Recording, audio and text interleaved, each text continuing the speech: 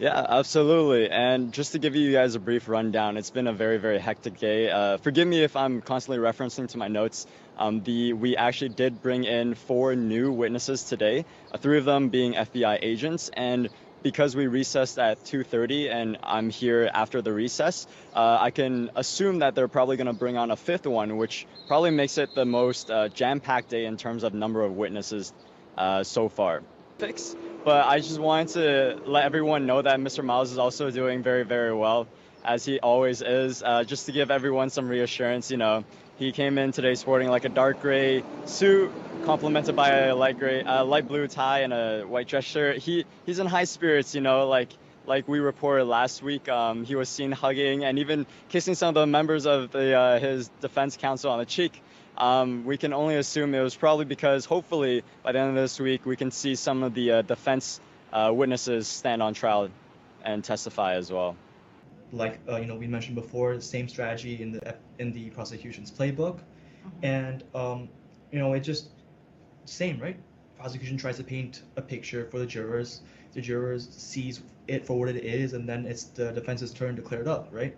And so it's something that I'm sure the jurors are aware of now, and you can tell by the reaction. It's a pattern. Yeah, it's a pattern. You can tell by the reactions. When the defense does their cross, the jurors are very attentive. They sit up properly. They take notes. They listen in.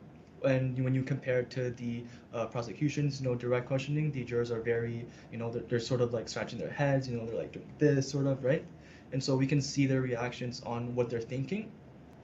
I wanted to add one thing. I think this is a common.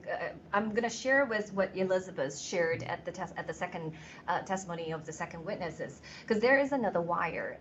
This wire was wired out based on the request of Alex H, with the controller of the G Club operation in July, at the end of the July 29th, 2021. But unfortunately, Morgan Stanley failed sending it to the designated receiver, and it got returned. So it was returned, but Alex was inquiring why the money has not coming back, because it's returned, right? So Alex H, the G Club employee, written a email to the lady.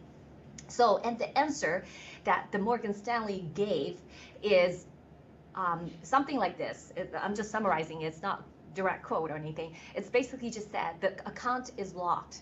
Okay, and this account right now is being basically designated only can receiving and non-third-party incoming wire. That means this bank account in Morgan Stanley of the G Club operation can only receive money from another G Club entity. They have to be in the same name.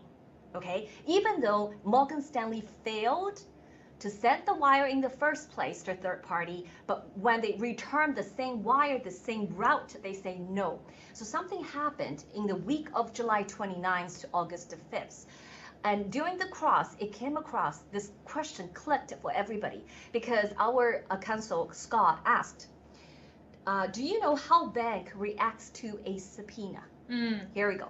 So now the subpoena, the words jumps out almost a lot of witnesses. We know now all the difficulties, whether it's a Princeton bank, whether it's Mercantile Bank, whether it's the BitGo, okay, the party that evaluating us after receiving subpoena and then terminated the relationship with Himalaya Exchange after the government is after Miles was arrested, right? And so did yesterday the former CEO of the G Club said she resigned in March right after Miles was arrested. And G Club bank account was closed after subpoena was received. So all of this, basically there's single one trigger. What is a trigger? Everybody now figure out, right? Just from this question, we know again, it is the United States of government. Right. Well, I want to make it very clear, right? We're not attacking the government. We're not trying to say that, all of these problems. Obviously, the government has its own right to conduct an investigation, to send out subpoenas to any of the related parties that they believe. But the problem is we do see a pattern in our history that when third-party agents, whether it's, collaborating partners with Himalaya Exchange, such as BitGo, or some of the banking institutions that holds accounts of these entities, they received the same level of pressure when subpoenas were received in these institutions. And it was starting from that point, the account now gets locked, and it's strange that even a failed wire could not get returned into the same account. It was not even saying that your account is frozen, you cannot receive the wire. It's almost saying that the wire is now on a third-party intermediary location because of the pressure of a subpoena. I think that was where the strange point stands.